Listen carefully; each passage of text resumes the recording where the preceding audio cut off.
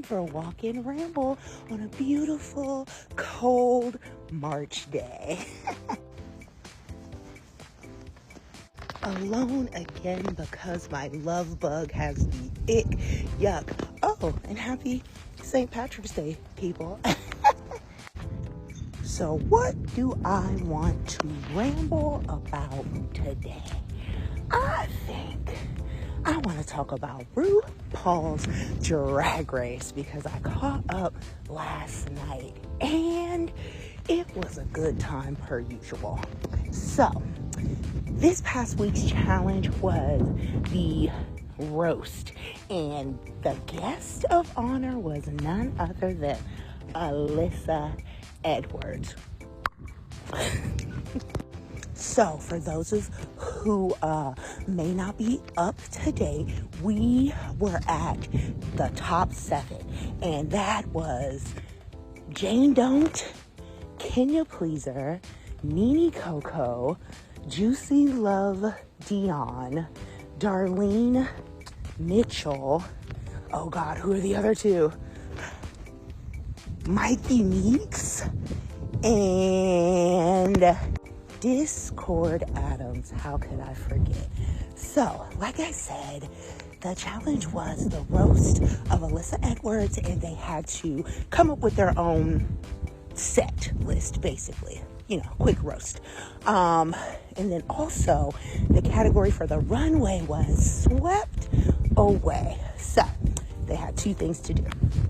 So, Mikey Meeks won the mini challenge, so she was allowed to select the order of the roast, and I think she did an okay job with that. Wasn't too shady, whatever.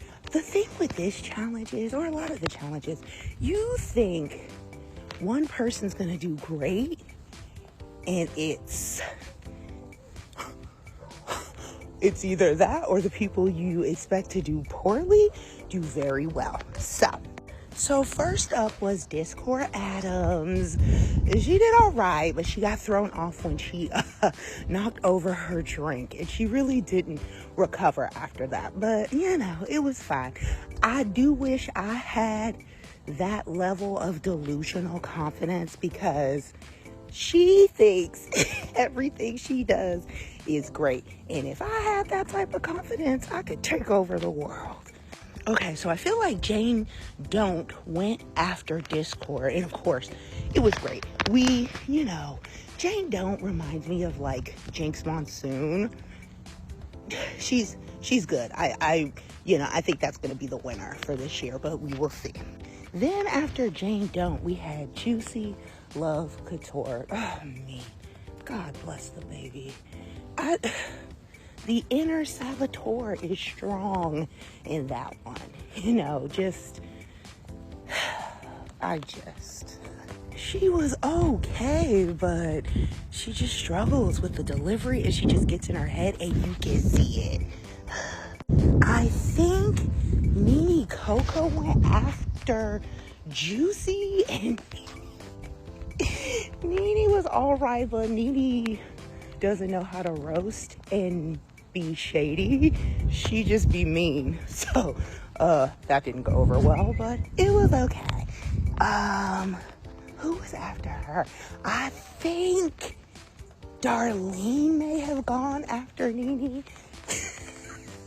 Darlene's was the most unhinged roast I've ever seen, but they loved it. I loved it too. I mean, first you could see that Darlene was nervous because she was literally shaking. You could see it. But then she just leaned all the way into her crazy props and just personality. And it was funny. It was crazy. It was funny. Then I think Kenya Pleaser was next. Oh, Kenya! We were rooting for you. We were all rooting for you. I thought Kenya was gonna tear this up, and she did not. Like they said, the energy was good, but the jokes just... Kenya. Last up was Mikey Meeks. She did great. Mikey Meeks may be the dark horse in this competition. Well, maybe Darlene is the dark horse, but Mikey, you didn't know what she was going to give at first earlier in the season, but she's giving. She was hilarious. She had like a character, a little shtick. She stuck to it. The jokes were funny. Boom. Even Alyssa laughed. So, yeah. Yeah, that was it for that part. Alyssa did great as well. She had some zingers for the people too, because Alyssa's one of my favorite drag queens ever. But yeah, good job. So then the runway was swept away, and this has always been my favorite part of RuPaul's Drag Race. I don't care what the people say about drag. For me, it's an art form. It's so creative. I have major respect for all of the drag queens because they are just so talented. They can literally do anything. So it was swept away. We started off with Discord, and she was giving, I'm on a motorcycle and these are flames. Okay. Judges didn't like that too much. I mean, it was all right, but they were like, the flames were stiff, just like her walk. Jane's was good as usual. It had a lot of like sparkly fringe. She said each arm was 20 pounds worth of fringe and sparkles. You better than me. I can't do it. Darlene's was cute. She was giving like a background, you know. She was being swept away in her, I don't know, her cute little outfit, and her little scarf was blowing in the wind. It was cute though. She sold it. Kenya's was fine. She was a fairy. She had wings. I hope she comes back for like All Stars or something so we can see the elevated Kenya. Spoiler alert, she went home. But yeah. Ooh, Mikey Meeks, I loved it. It was this beautiful like orange color, long flowing garment for the, what do you call it? Like a train or a cape. It was great. Juicy Loves was fine too. She said it was a parachute, but I thought it was a fitted sheet, child, but okay.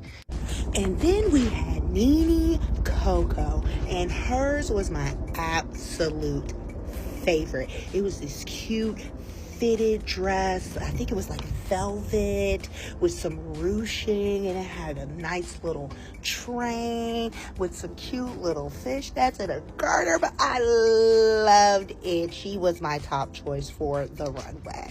So yeah, like I revealed earlier, unfortunately, Juicy and Kenya were in the bottom, and they lip synced to Total Eclipse of the Heart.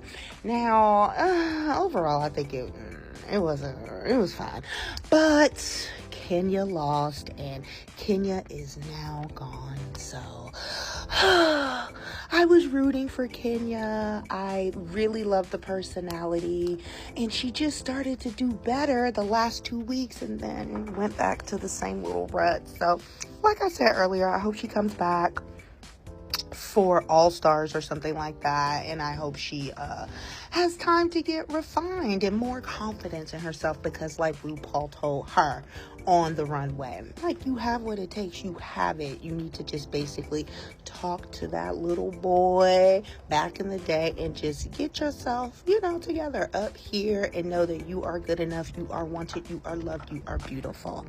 So yeah, we're at top 6. I can't wait to see what's going on next week. I forget what the preview is. I'm tired. I got stuff to do.